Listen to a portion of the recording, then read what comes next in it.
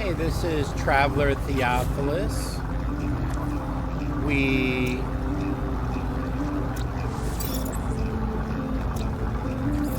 visited. I don't know why this is. I thought I went to two systems, but okay. I don't know how this ended up here. I went to this system and to this system. I named this.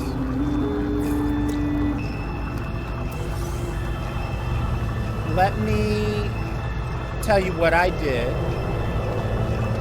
So I got roughly 90 salvage data by walking around looking for ancient bones. I picked some of the salvage data up on the way.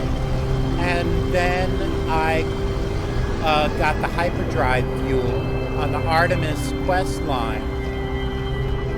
And I picked up salvage data on the Paradise planet. I walked around and I got additional milestones. Then I went to the other system and went back and forth between the two systems until when I scanned a planet, it triggered the anomaly. I went on the anomaly and I got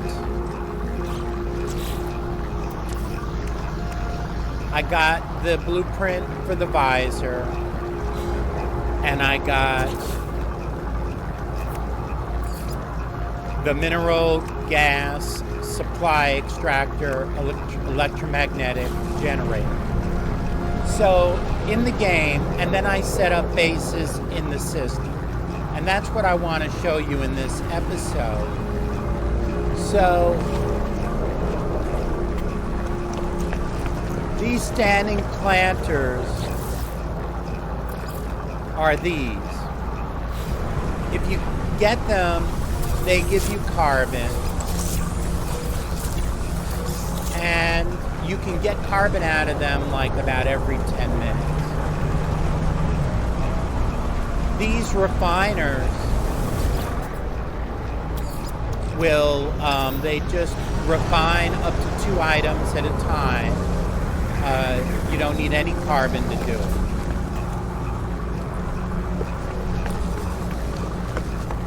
For power, for oxygen, the oxygen harvester, which you also get in the anomaly using salvage data.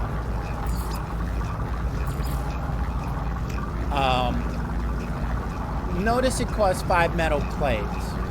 If you look here, this costs 10 metal plates. This costs 5. This costs 5. I mean, even if you make the base teleport, that's 4 metal plates.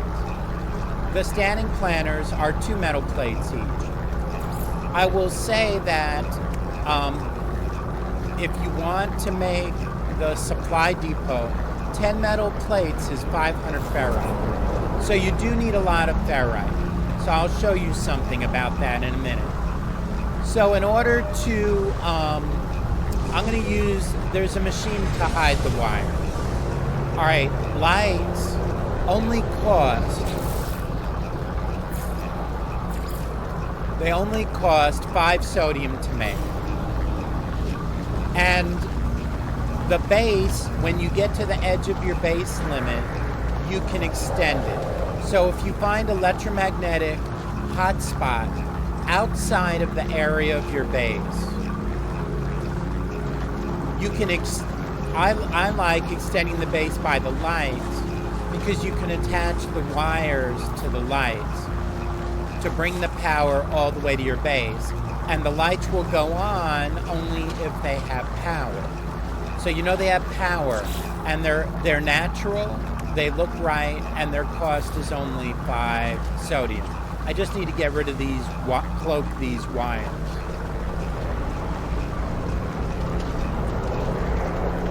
When I originally extended the base, I'll tell you I used the stone floors.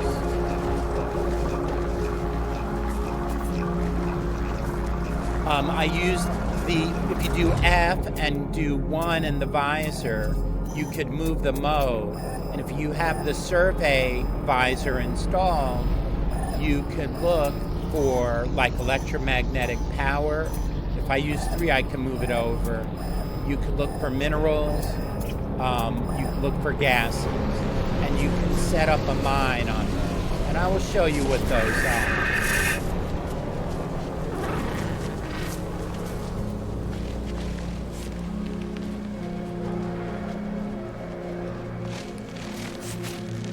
There is my power that I use these wires to run from. Every time I add another electromagnetic generator, I need magnetized ferrite. If you don't have a mine for magnetized ferrite, that will cost you 120 pure ferrite, which is 120 ferrite. The 2 metal plates will cost you 50 ferrite each, so 100 ferrite. Chromatic metal will take 150 copper. So in order to do that, I'll show you early in the game, before you've done very much. Make a few bases, get the salvage data, get the blueprints, and then set up mines for the things that you're going to need.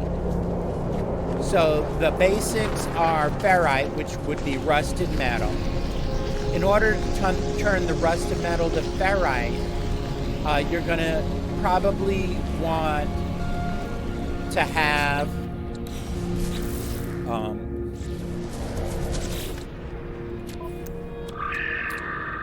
a medium refiner, which you don't have to use carbon to run. I got this, the blueprint for this, on the Anomaly. So much to update you with. You can see in my other videos how to warp to another system and what to do up to getting the Anomaly to spawn. But in my other videos, I did not show you how to get supplies early on in the game. That's what I'm going to show you in this. So much to tell you about here. Look, you saw I got carbon off of these. I walked away for a few minutes and they're back. You don't need a lot of them. And look, you can have all the carbon you want, pretty much.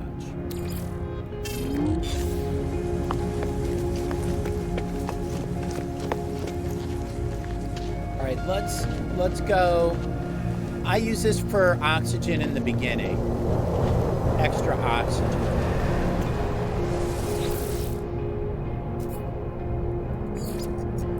All right, so first, the most important is the rusted metal, because to do everything else, you need ferrite, a lot of it.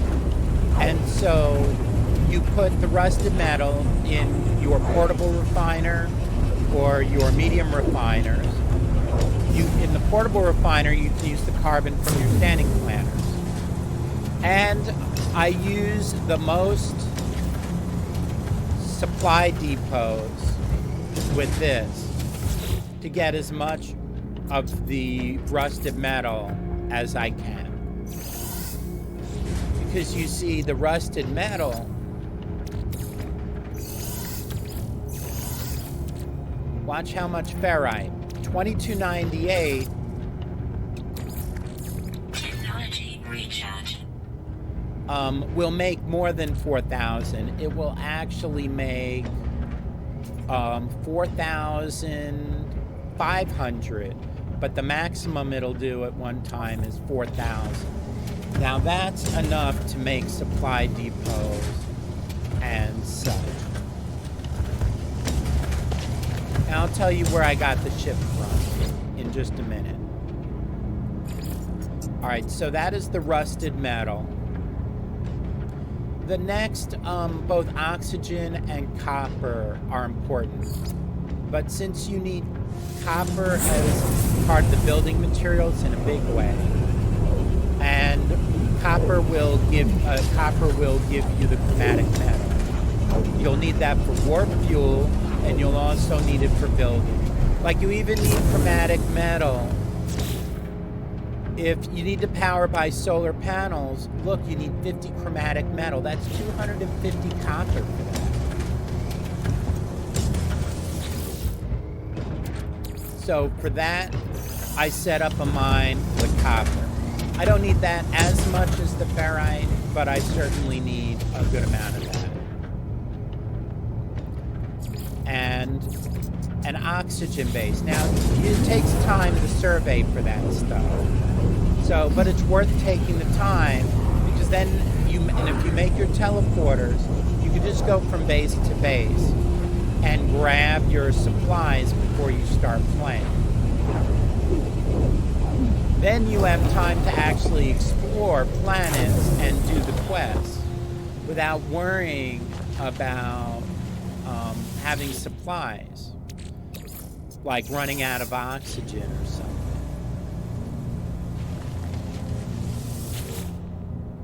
Oxygen you will generally find on paradise planets.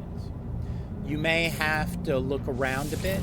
If you don't find oxygen in one area, walk in a particular direction. If you go far enough, you'll be able to look for another hot spot for gases, for example. On a planet, there's always multiple hot spots, but if you're close to one you found, it will not show you another hot spot. The last thing I'll tell you about in a minute is where I got the plane. Now, while you're standing here, you see the planes landing.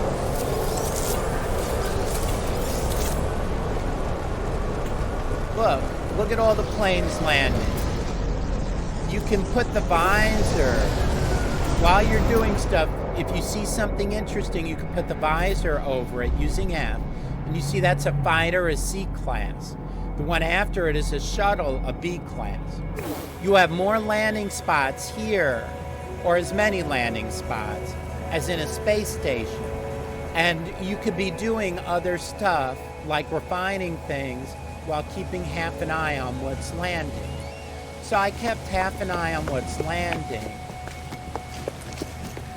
And let me show you. This S-class fighter landing. Vy'keen systems tend to have a lot of fighters. I'll show you. It is an S-class. It was called Faux Flight, but I put Theophilus in front of it. So now it's called Theophilus Faux Flight. I had a spaceship as a reward from another quest, and you know I scanned all those fauna. So I grabbed the nanites and bought this at the Quicksilver Merchant on the Anomaly. My other plane. It was an S-class. Then I came over here and I did stuff until I saw an S-class that land. I liked it, and I took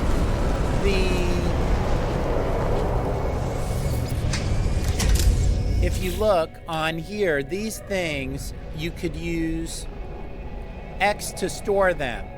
These were on my other ship that I bought for nanites on the Anomaly. I stored them, and when I bought this, I traded this for my other ship. I then put these back on here. So I didn't have the money to buy this S-class. This is the money pretty much I had from the beginning. But,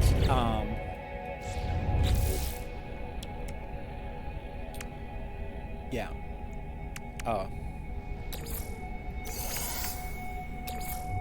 So anyway, that is an update. I'm going to continue along with the Artemis line. If you need to know something from that, feel free to ask me. I don't think it's that difficult to do. And if you have any questions, thank you for watching. So what I showed you was how to get pretty much unlimited basic supplies in the beginning of the game, and how to get, in the previous videos and this, I showed you how to get a good visor. And if you didn't do the expedition, then you did not get access to the spaceship I have access to. And I traded that for this. There's different ways to get the money for a spaceship. I'll show you ways to make more money later. Thank you for watching.